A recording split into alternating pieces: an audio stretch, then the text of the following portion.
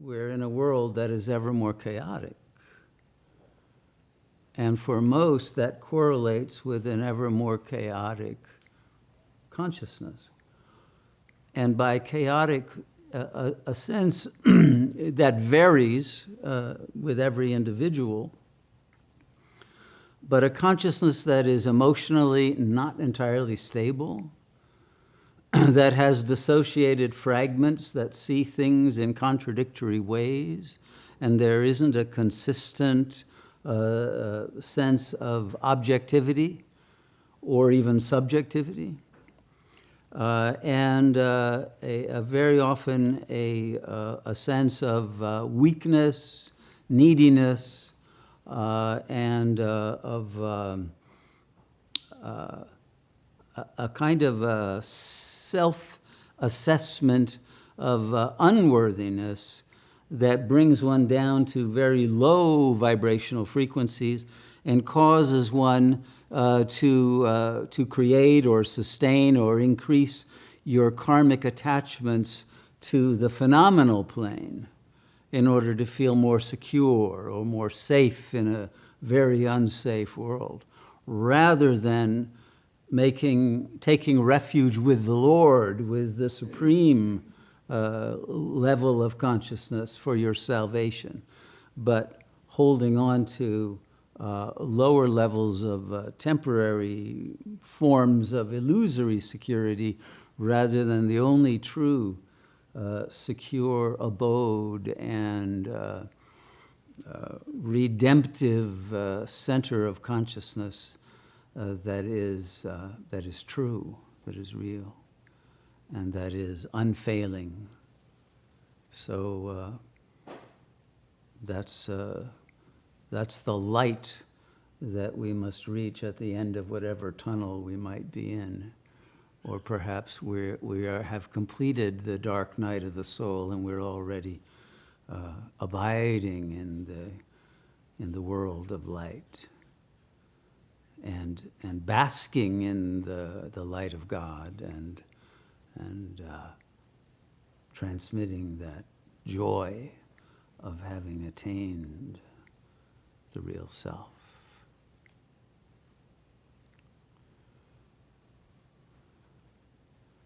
And so we are at the end of the age, or very near it. And those of you who have studied religions, and probably everyone here and probably everyone on the live stream has had interest in the world's spiritual traditions, I don't know of one that has not prophesied that there will be an end of time, a messianic age, the apocalypse, the hour of truth, the moment of the return of God to the world, the second coming of Christ, the first coming of the Mahdi, the last coming of Vishnu, whatever is the chosen avataric strain that you find most persuasive, but they are all saying the same thing.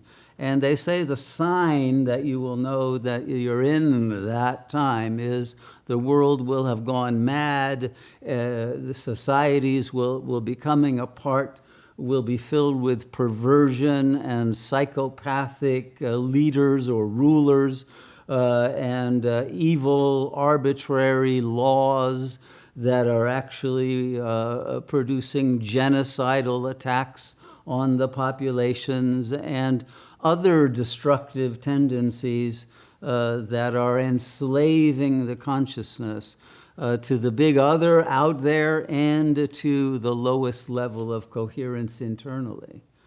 So there's mind control attacks that are subjectively affecting us. It affects us through electromagnetic pulses and energy fields. It affects us through disinformation and the energies one gets from the internet and from films that are being made these days.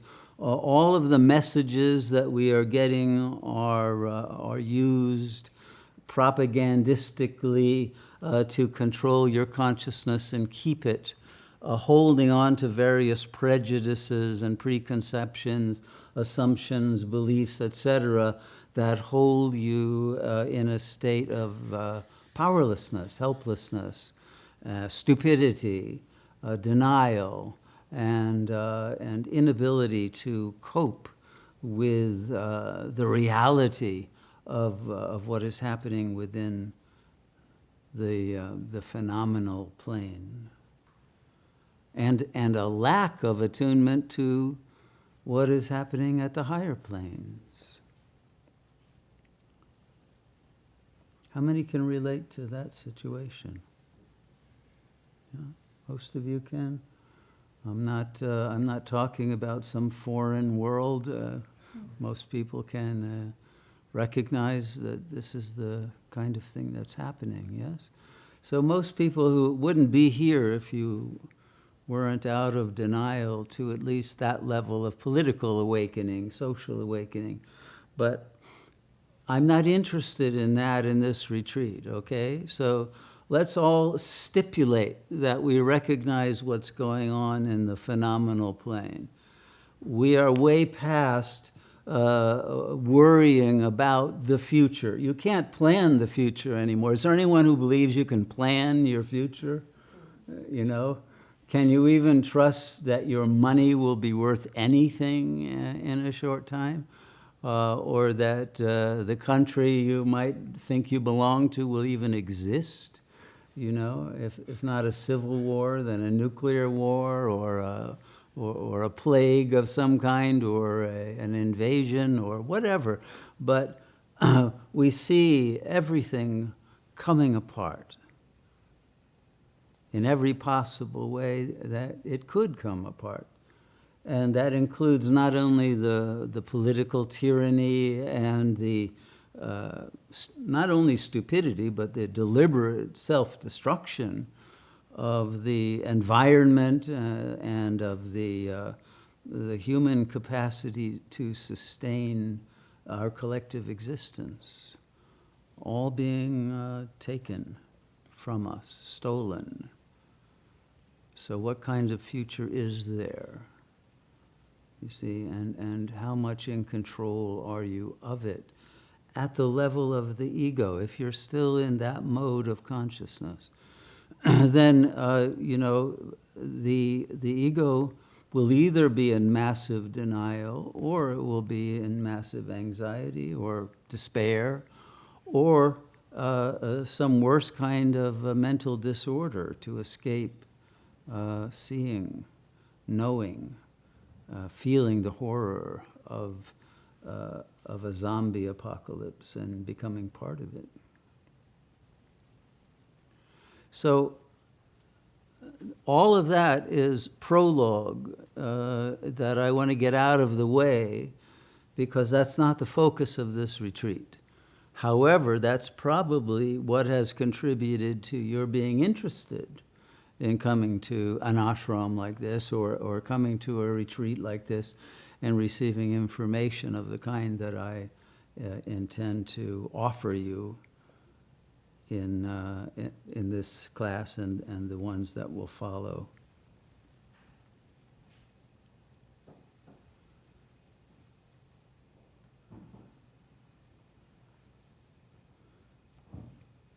Can you erase what's on the board? I want to write something else. As I was preparing for this retreat, for the nature of how to escape being a victim of the matrix, how to escape fear. This is not about fear-mongering. Some will accuse me of that, but what I want to help everyone reach is a state not only of fearlessness, but of the recognition that the time we are in is the most auspicious period in all of human history, if we know how to take advantage of it. Okay?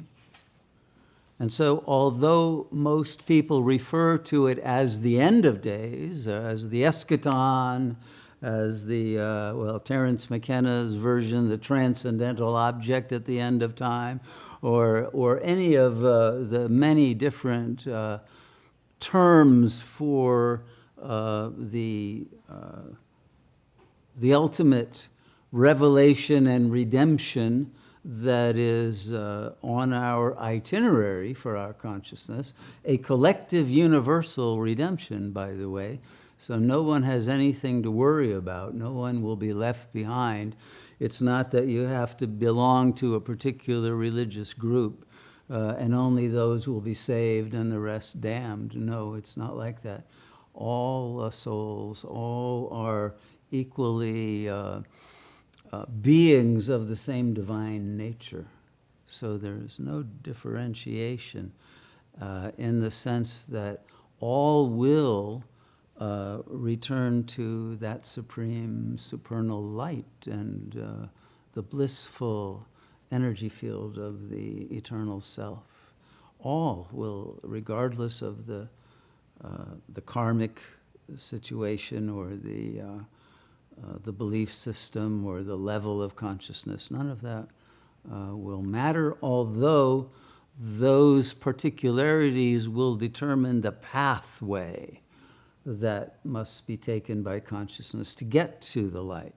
It may have to go through different bardo states for cleansing and purification after the death of the body, if that isn't done voluntarily while the body is alive.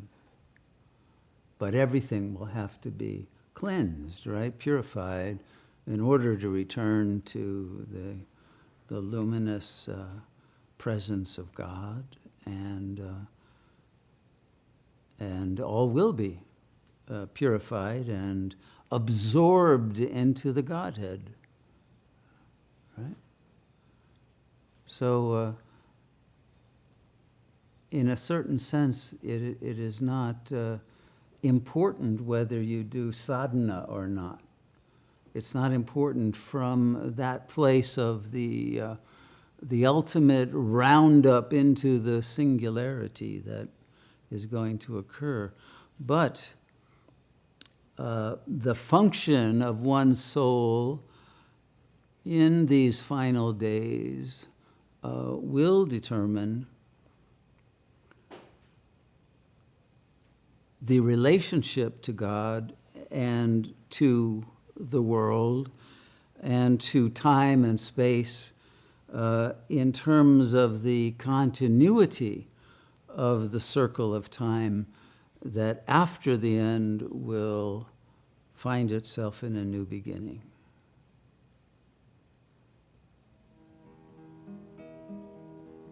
However,